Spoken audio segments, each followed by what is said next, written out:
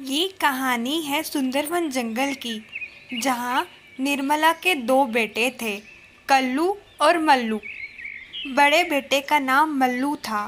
वह एक नंबर का आलसी कौवा था। छोटा बेटा कल्लू और निर्मला खूब मेहनत करते और अपना घर चलाते। देखो मेरे बच्चों, समय सदैव एक जैसा नहीं रहता। अगर आज तुम मेहनत करोगे तो ही कल उसका फल पाओगे। निर्मला अपने दोनों बेटों को खूब समझाती, लेकिन निर्मला की बातों का मल्लू पे ज़रा भी असर नहीं होता। वह उसकी बात एक कान से सुनता और दूसरे कान से निकाल देता।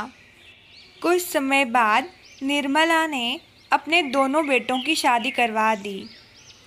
कल्लू की पत्नी का नाम कव्यानी और मल्लू की पत्नी का नाम टूनी था। टूनी कल्लू की तरह ही बहुत समझदार और मेहनती थी।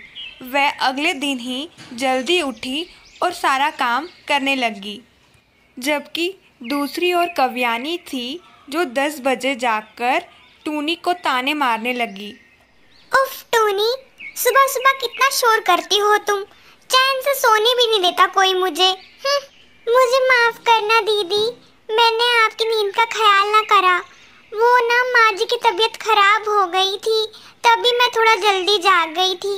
आगे से मैं इस बात का पूरा पूरा ध्यान रखूंगी। कव्यानी शहर की लड़की थी और बहुत ही तेज थी, जो किसी का लिहाज नहीं करती। इस टूनी को तो मजा चखाना ही होगा, नहीं तो ये बहुत जल्द मेरे सिर पे आके बैठ जाएगी। बड़ी आई गाँव की गवार मुझे सिखाने। तुम जैसों को सीधा करना तो मुझे अच्छे से आता है। बस सही मौके का इंतजार कर रही हूँ, जिस दिन तुम्हें मजा चखा सकूं। कुछ दिन यूं ही बीत जाते हैं। एक दिन अचानक से निर्मला गुजर जाती है। कल्लू किसी कारणवश शहर से बाहर गया हुआ था और मल्लू और उसकी पत्नी घर पे ही थे। मल्लू और टूनी का रो रो कर बुरा हाल हो गया था। इसी बात का फ़ायदा उठाते हुए कव्यानी उन दोनों से कहती है, कल्लू, अब अपने ये दिखावे के आंसू बंद करो और जल्दी से अपना सामान बांधो। बहुत हो गया आप दोनों का नाटक। मैं आप दोनों के इस नाटक से पिघलने वालों में से नहीं हूँ, समझे आप? ये नाटक तो आपने खूब माँ जी के सामने किए हैं, लेकिन फिर भी इस नाटक का कोई मतलब नहीं है। सारी जायदाद मेरे नाम हो चुकी है। भाभी, ये कैसी बातें कर रही हैं आप? आप तो हमारे घर की बड़ी भाभी है, मेरी माँ सम्मान है। आपके मुंह से ऐसी बातें शोभा नहीं देती। अभी हमारी माँ को गुजरे कुछ दिन भी नहीं हुए हैं और आप हमें अपना रंग दिखा रही हैं। आप ही सोचिए, लोग क्या कहेंगे? कल्लू, लोगों का रोब तुम मुझ पे झाड़ो ही मत, ठीक है ना? मैं किसी से नहीं डरती। अब तुम जल्दी से अपना सामान बांधो, वरना मैं पुलिस को बुला लूंगी, फिर तुम्हें समझ आएगी।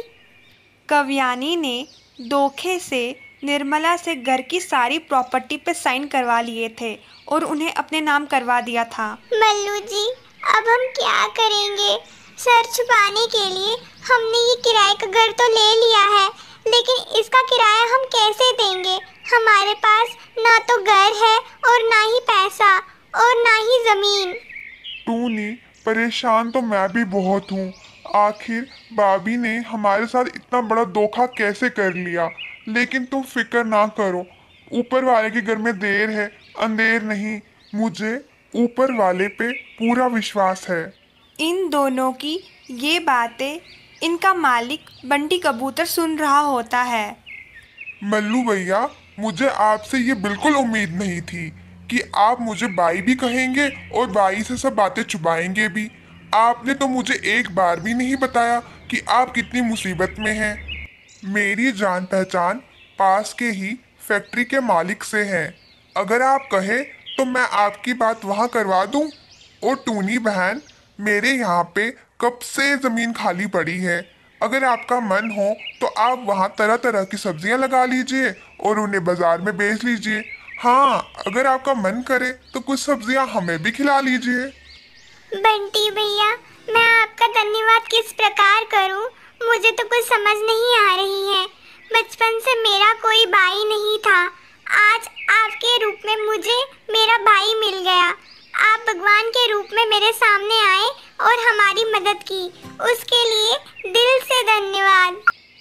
टूनी ने बंटी के खेत में खूब मेहनत की और वहाँ आलू लगाए और कुछ ही महीनों में वहाँ आलू की खेती पक्के तैयार हो गई। टूनी ने अपने सारे आलू पास के ही एक बाज़ार में जाके बेचे, जहाँ उसके आलूओं की खूब मांग रही और उसने खूब पैसा कमाया। कल्लू ने भी खूब मेहनत की। इन दोनों की मेहनत का रंग ये हुआ कि इन दोनों ने बहुत जल्दी अपना एक बहुत बड़ा घर खरीद लिया और खुशी खुशी रहने लगे। वहीं दूसरी ओर मल्लू को जुए की लत लग गई। वह दिन रात बस जुआ खेलता, जिसके कारण उसकी सारी ज़मीन बिक गई और उसने कव्यानी को भी घर से निकाल दिया। अब वह पूरा दिन घर पे पड़े रहता और कव्यानी भी उसे छोड़ के वहाँ से चली गई। कव्यानी को भी उसके किए की सज़ा मिल गई। तो दोस्तों, किसी ने सच ही कहा है, जो जैसा बोता है वैसा पाता है। अगर कहानी अच्छी लगी हो तो कमेंट करना ना भूलें। ये कहानी है सुंदरवन जंगल की, जहाँ टुनटुनी के 2 बच्चे थे, टूनी और टुन्नू। टुनटुनी का परिवार बहुत गरीब था। टुनटुनी के काफ़ी मेहनत करने के बाद वह लोग 2 वक्त की रोटी का जुगाड़ कर पाते थे। बेटा टुन्नू, अपनी बहन को परेशान नहीं करना। मैं बाजार जा रही हूँ शाम के लिए खाना लाने के लिए। तुम दोनों अच्छे से रहना। टुन्नू बहुत ही शरारती और ज़िद्दी बच्चा था। वह अपनी माँ की कोई भी बात नहीं सुनता था। नहीं माँ, मुझे नहीं पता, मुझे भी आपके साथ चलना है। आप मुझे अपने साथ बाजार लेके जाओगे तो ठीक है, वरना मैं यहाँ पे नहीं रहूँगा। मैं अभी आपके पीछे पीछे आ जाऊँगा। देखो बेटा, अच्छे बच्चे जिद नहीं करते। अगर आप यहाँ पे अच्छे से रहे तो शाम को मैं आपके लिए बहुत सारे खिलौने लेके आऊँगी और आप दीदी को बिल्कुल तंग नहीं करोगे। ये कहते ही टुनटुनी बाजार चले जाती है। टूनी दीदी, बहुत भूख लगी है, कुछ खाने के लिए दे दो, मुझे बहुत ज़्यादा भूख लग रही है।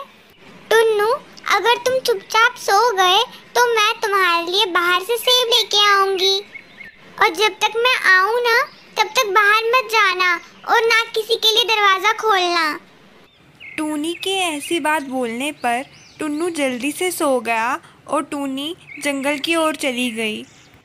टुन्नू बहुत ही चालाक लड़का था। उसने अपनी बहन के सामने सोने का नाटक किया ताकि वह उसके जंगल जाते ही वो भी घर से निकल पड़े। अरे वाह, अब आएगा मज़ा। अब तो घर पे कोई भी नहीं है, ना मम्मी और ना दीदी। चलो आज जंगल घुमाते हैं। ये कहते ही टुन्नू घर से जंगल की ओर निकल पड़ता है। अरे वाह, कितना मजा आ रहा है जंगल घूमने में। ये जंगल कितना सुंदर है। टुन्नू अभी थोड़ा ही आगे बढ़ा था, तभी उसे किसी की आवाज़ सुनाई देती है। हे भगवान, ये तो बहुत ही डरावनी आवाज है। कहाँ से आ रही है? मुझे डर लग रहा है। हा हा हा, तुम तो मेरे हाथ हो गए आज बच्चे। आज तुम्हारी जान जानी तो पक्की है। बचा लो अपने आप को। कैसे बचा सकते हो तुम? मुझे घर जाने दो, मुझे अपनी माँ के पास जाना है। आप बहुत गंदी हो, आप मुझे डरा रही हो। मुझे माँ के पास जाने दो। कोई भी मेरी इजाजत के बिना इस जंगल में नहीं आता। तुम्हारी हिम्मत कैसे हुई इस जंगल में आने की मेरी इजाजत के बिना? और तुम्हें मैं जाने दूं? ये हो नहीं सकता। टुन्नू डर के मारे चुड़ैल के आगे गिड़गिड़ाता रहा, लेकिन चुड़ैल ने उसकी एक ना सुनी। चुड़ैल ने उसे जाल में बंद कर दिया और उसे मारने का कह दिया। चुड़ैल की ये बात सुनते ही टुन्नू को अपनी गलती का एहसास हो गया, लेकिन अब बहुत देर हो चुकी थी। वह चुड़ैल के चंगुल में फंस चुका था। यहाँ दूसरी ओर जब टूनी फल लेके घर पहुंची तो घर का दरवाज़ा खुला देखकर वह हैरान रह गई और अंदर चलने पे उसे पता चला कि टुन्नू भी घर पे नहीं है। ये देख के वह बहुत परेशान हो गई। हे भगवान, ये लड़का कहाँ चला गया? इसे मैंने इतना समझाया भी था कि घर पे रहने के लिए, लेकिन फिर भी ये बिन बोले पता नहीं कहाँ चला गया।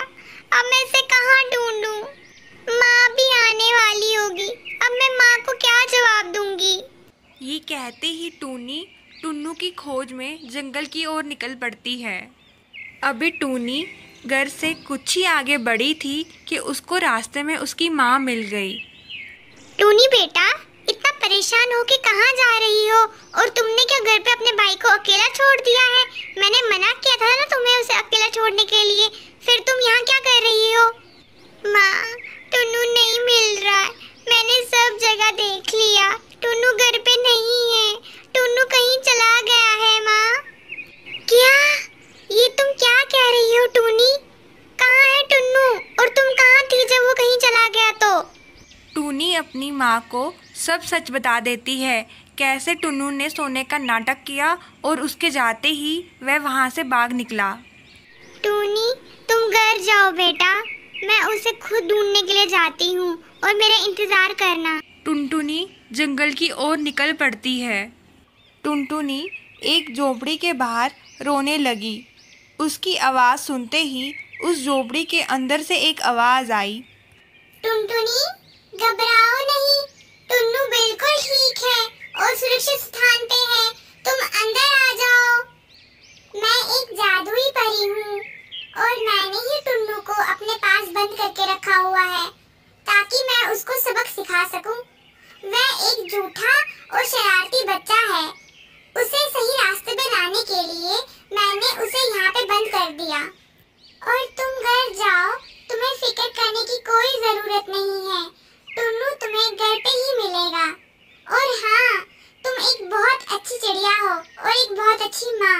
इसके लिए मैं तुम्हें वरदान देती हूँ, आज से तुम्हें कभी भी कोई खाने की कमी नहीं होगी। तुम्हारे घर के बाहर ही एक जादुई पेड़ है जिसपे सदा फल लगते रहेंगे। परी की ऐसी बातें सुनकर टुनटुनी बहुत खुश हुई। धन्यवाद परी माँ, आपका बहुत बहुत धन्यवाद। आज आपकी वजह से मेरा बेटा सही रास्ते पे आ गया और आपने हमारी गरीबी की समस्या भी दूर कर दी। गरीबी की वजह से मैं अपने बच्चों को 2 वक्त का खाना भी नहीं दे पाती थी, लेकिन आप बहुत अच्छी हैं, इसके लिए बहुत बहुत धन्यवाद। टुनटुनी जब घर पहुंचती है तो देखती है टुन्नू तो घर पे ही सो रहा होता है। वह उसे आवाज़ लगाती है। टुन्नू बेटा उठो, माँ आ गई है मेरे बेटे, उठ जाओ।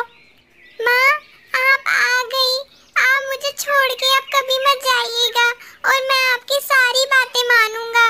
मुझे बहुत ही बुरा सपना आया, सपने में एक चुड़ैल भी आई थी माँ। टुन्नू की ये बातें सुनकर टुनटुनी मन ही मन खुश हो रही थी कि टुन्नू ने अपना सबक सीख लिया है।